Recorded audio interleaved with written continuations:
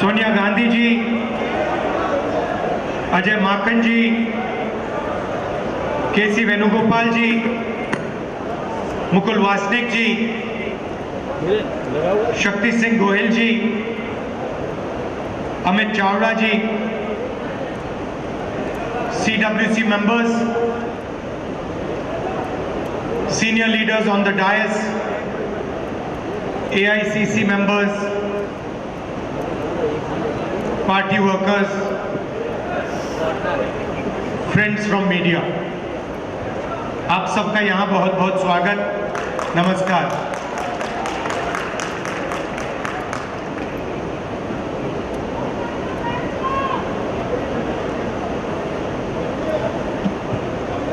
सौ साल पहले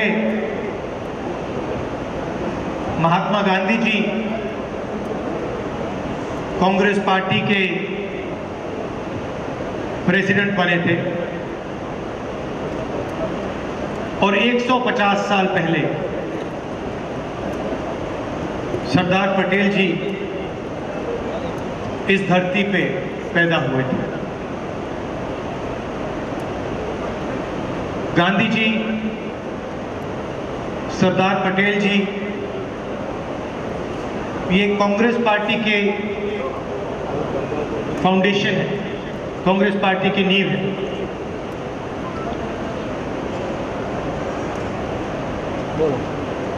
भाषण का मेरा एक प्लान था, मगर अजय लल्लू जी ने कुछ कह दिया तो अब मेरा प्लान डाइवर्ट हो गया है।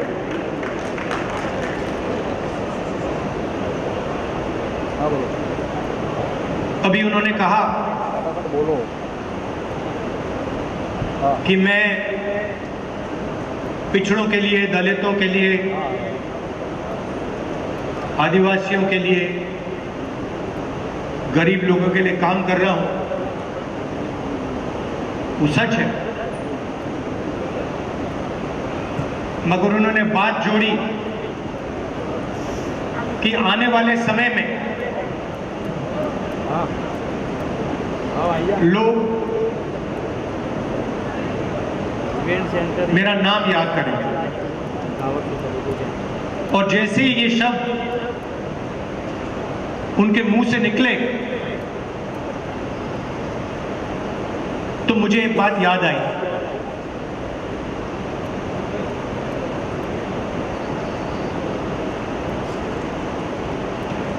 कुछ साल पहले एक जर्नलिस्ट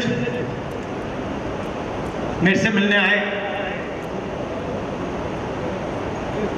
हिंदुस्तान के जाने हुए जर्नलिस्ट हैं।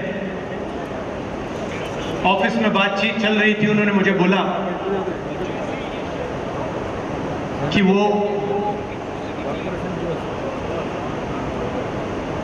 या मुशर्रफ जी या नवाज शरीफ के मित्र थे और उन्होंने मुझे बताया कि उन्होंने नवाज शरीफ या मुशर्रफ जी से कहा था कि अगर आप हिंदुस्तान और पाकिस्तान के बीच में शांति लाएंगे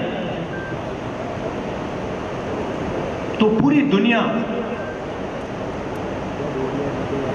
आपका नाम याद करेगी।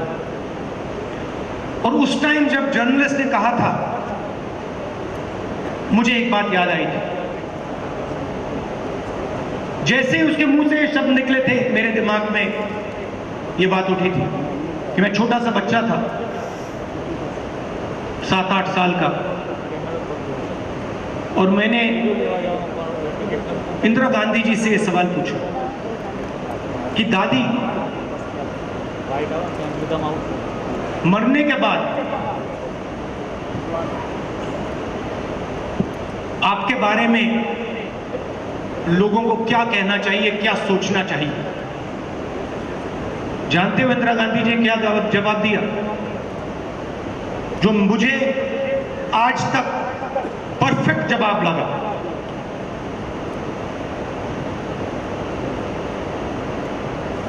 उन्होंने कहा, राहुल, मैं अपना काम करती हूं,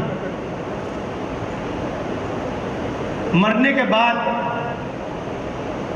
लोग मेरा क्या सोचें क्या ना सोचें, मुझे कोई फर्क नहीं पड़ता है। मुझे इंटरेस्ट अपने काम से है, और अगर पूरी दुनिया मेरे मरने के बाद मुझे भूल जाए, वो भी मेरे लिए मंजूर है, अगर मैंने अपना काम पूरा किया। तो यही मेरी सोच है। लोग क्या सोचेंगे क्या नहीं सोचेंगे, मुझे कोई फर्क नहीं पड़ता। सच्चाई क्या है और मुझे क्या करना है, वो मैं करना चाहता हूं।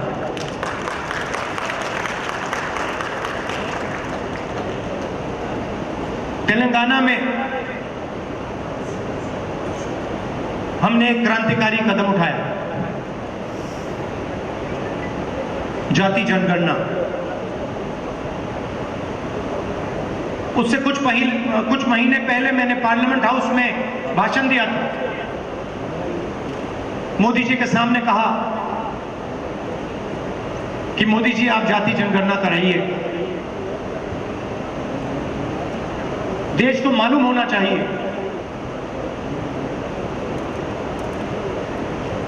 इस देश में दलित कितने हैं,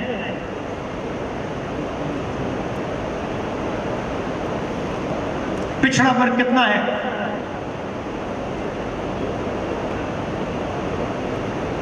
अति पिछड़ा कितना है, अति दलित कितने हैं,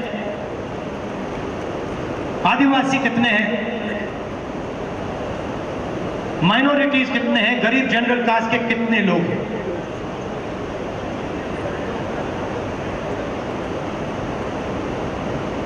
और मैं सिर्फ जाति जनगणना के पीछे नहीं, जाति जनगणना एक कदम है। मुझे यह पता लगाना था कि इस देश में किसकी कितनी भागीदारी है। उस समय मैंने कहा था कि देश का एक्सरे होना चाहिए, पता लगाना चाहिए कि जो हमारे दलित, आदिवासी, पिछड़े वर्ग के लोग धूप में काम करते हैं, मजदूरी करते हैं, क्या सचमुच में ये देश उनकी इज्जत करता है? क्या सचमुच में ये देश उनको जगह देता है? ये मेरे दिमाग में सवाल था। मोदी जी ने, आरएसएस ने साफ कह दिया हम जाति जनगणना नहीं करेंगे, हम जानना नहीं चाहते हैं, हम समझना नहीं चाहते हैं, हम लोगों को बताना नहीं चाहते हैं कि इस देश में दलितों को, आदिवासियों को, पिछड़ों को, गरीब जनरल कास्ट को, माइनॉरिटीज को कितनी भागीदारी मिलती है, हम छुपाना चाहते हैं। और वहां मैंने सामने बोल दिया कि आप छुपाइए जितना छुपाना है। लोकसभा में, राज्यसभा में हम कानून पास करेंगे, आपके बिल्कुल सामने कानून पास करेंगे, जाति जनगणना यहीं से निकालेंगे। तेलंगाना में किया और आप हैरान हो जाओगे। रेवंत रेड्डी जी ने बोला मगर डिटेल में नहीं गए। और मैं जानता हूं कि जो तेलंगाना की हालत है वो इस देश के हर प्रदेश की हालत है। तेलंगाना में 90% आबादी ओबीसी, अति पिछड़ा, दलित, अति दलित, माइनॉरिटी, आदिवासी।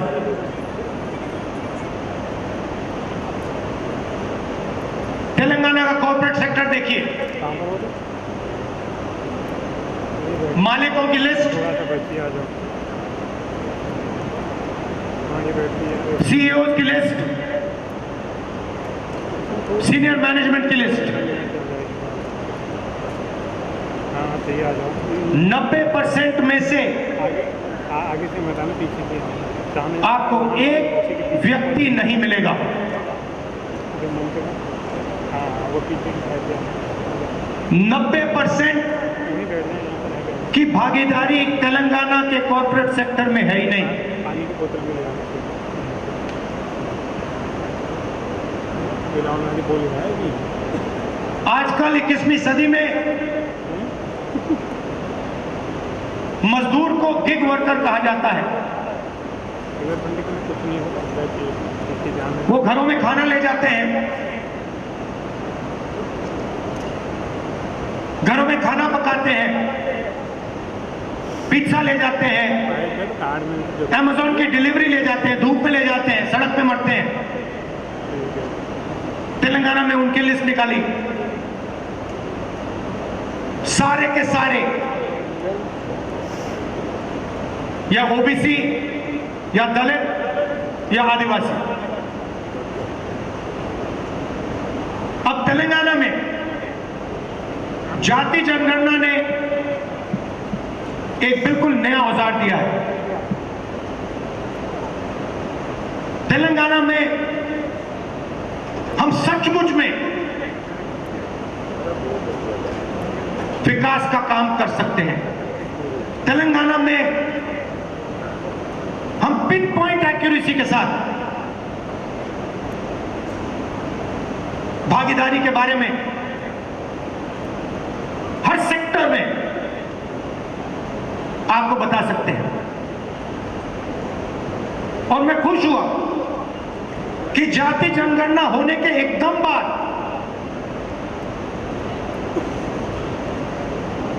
हमारे चीफ मिनिस्टर ने और हमारी टीम ने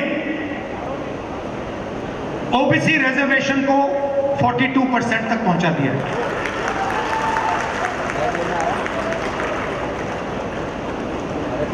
हम सुपर पावर की बात करते हैं,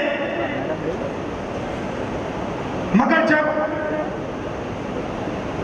धन की बात होती है, भागीदारी की बात होती है, कॉर्पोरेट इंडिया की बात होती है, चाहे प्राइवेट अस्पताल हो, प्राइवेट एजुकेशन सिस्टम हो, 90% उसमें है ही नहीं। मोदी जी 24 घंटा पिछड़े वर्ग की बात करते हैं, दलितों की बात करते हैं, आदिवासियों वनवासियों की बात करते हैं, वो उनको वनवासी कहते हैं।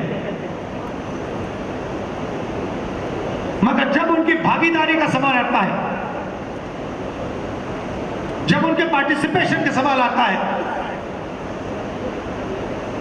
तो बीजेपी के लोग बिल्कुल चुप हो जाते हैं। तो ये तेलंगाना ने एक क्रांतिकारी कदम उठाया है और पूरे देश को रास्ता दिखाया है। और मैं फिर से दोहरा के कह रहा हूं, इस स्टेज से आप सब के साथ कह रहा हूं कि 50% की जो दीवार है, इसको हम पूरे देश में तोड़ के परे कर देंगे। और जो शुरुआत हमने तेलंगाना में की है, वही हम दिल्ली में पूरे हिंदुस्तान के लिए करने जा रहे हैं। एससी एसटी सब प्लान की मैंने बात उठाई, क्रांतिकारी कानून लाए थे हम, इसको बीजेपी ने रद्द कर दिया है। एक के बाद एक हिंदुस्तान की सारी संस्थाओं पर यह आक्रमण कर रहे हैं। जहां भी आपको पहले दलितों को, पिछड़ों को, आदिवासियों को, गरीब जनरल कास्ट को जहां भी पहले जगह मिलती थी, वो सारे के सारे दरवाजे एक के बाद एक बंद कर रहे हैं। पहले हिंदुस्तान के हर जात के युवा सेना में जा सकते थे, पेंशन मिलती थी, शहीद का दर्जा मिलता था, एक्स सर्विसमैन स्टेटस मिलता था, उसमें सब लोग जा सकते थे, खत्म कर दिया। आज हमारी सरकार युवाओं को कहती है कि अगर आप युद्ध में शहीद होंगे और अगर आप अग्निवीर हो तो हम आपको ना पेंशन देंगे ना शहीद का दर्जा देंगे। आपके साथ में जो लड़ रहा है उसको मिलेगा, मगर आपको नहीं मिलेगा। रास्ता किसके लिए बंद किया? गरीबों के लिए, गरीब जनरल कास्ट, दलित, पिछड़ा वर्ग, अति पिछड़ा वर्ग, आदिवासियों के लिए। पहले पब्लिक सेक्टर हुआ करता था, उसमें हर जात के लोग जा सकते थे। Steel authority India, BHEL, BSNL, HAL, ये आप सबको, पूरे देश के युवाओं को रोजगार देते थे, अपॉर्चुनिटी देते थे। एक के बाद एक इनको बंद किया जा रहा है।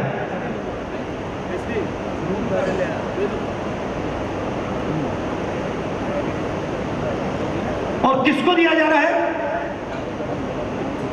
अदानी और अंबानी को। आप अदानी जी की कंपनी की लिस्ट निकालिए, मैनेजमेंट टीम की लिस्ट निकालिए, अंबानी जी की मैनेजमेंट टीम की लिस्ट निकालिए, बाकी कॉर्पोरेट्स की मैनेजमेंट लिस्ट निकालिए, आपको एक दलित, एक आदिवासी, एक पिछड़ा वर्ग का नहीं मिलेगा। तो 90% का कुछ बचा ही नहीं। 90% के लिए मजदूरी, बेरोजगारी, और हिंदुस्तान के सारे airport, ports, defence industry, cement industry, जो भी चाहते हैं अदानी जी को। छत्तीसगढ़ में माइन चाहिए, बस्तर में माइन चाहिए, मिलेंगी। झारखंड में माइन चाहिए, बिहार में माइन चाहिए, मिलेगी। बंबई का एयरपोर्ट चाहिए, ले लो। लखनऊ का एयरपोर्ट चाहिए, ले लो। डिफेंस इंडस्ट्री चाहिए, ले लो। HAL को परे करो, BHEL को परे करो, बनाओ जो बनाना है। तो सारा का सारा धन, सारी की सारी अपॉर्चुनिटीज 90% से छीनी जा रही है। पहले नरेंद्र मोदी अमेरिका गए, याद है आपको? गले लगे थे, याद है? इस बार गले लगने वाली फोटो देखी आपने? देखी? कहां गायब हो गई? राष्ट्रपति ट्रंप ने ऑर्डर दिया,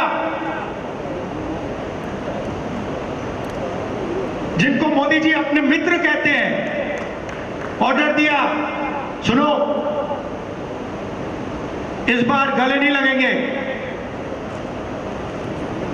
इस बार नए टैरिफ लगाएंगे। चूं तक नहीं निकली, आज तक गायब है।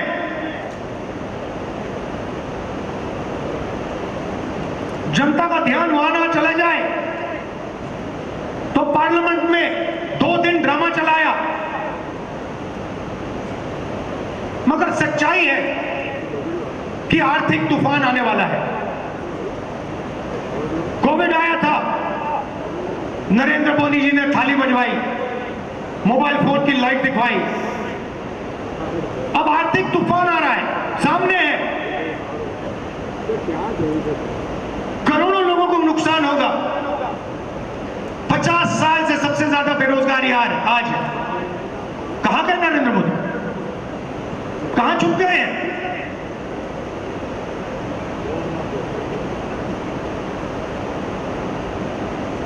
बांग्लादेश का राष्ट्रपति उल्टा बयान देता है,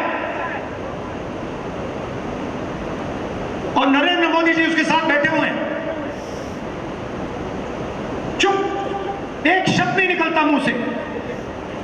कहां गई 56 इंच की छाती?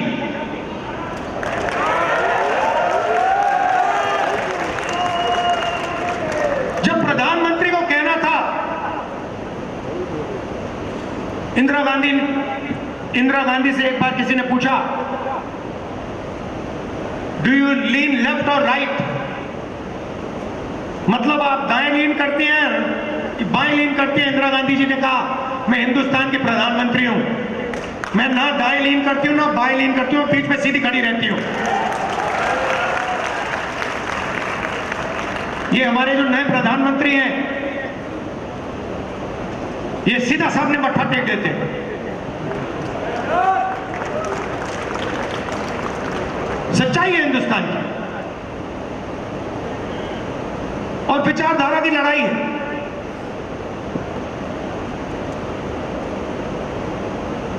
आप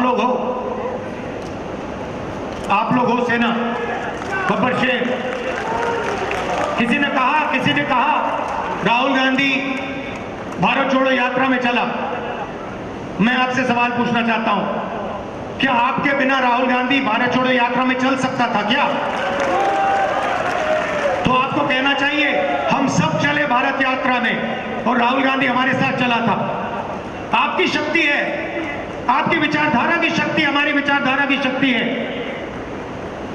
और देश आपको चाहता है। देश तंग आ गया है। आप देखना,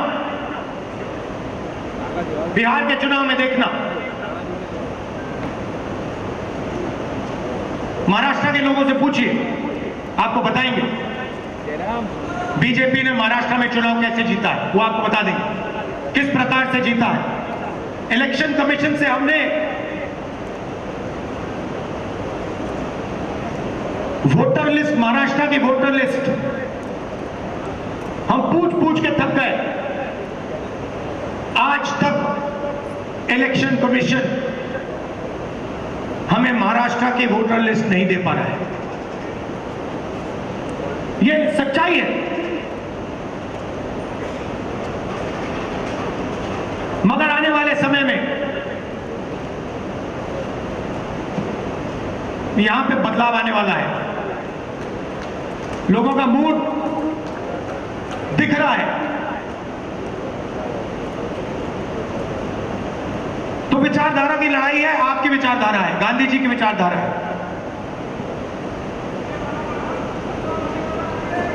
क्या फर्क है इसमें और आरएसएस की विचारधारा में? सबसे पहले, ये कॉन्स्टिट्यूशन जो है ये हमारी विचारधारा है।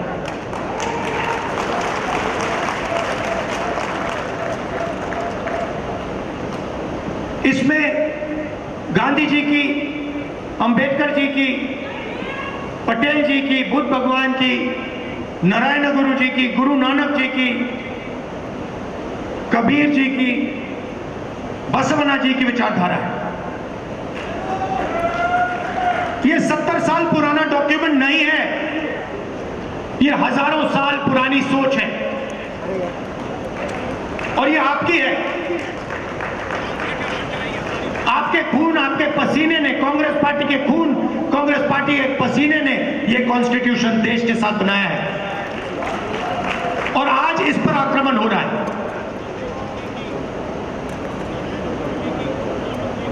संस्थाओं पर आक्रमण होता है।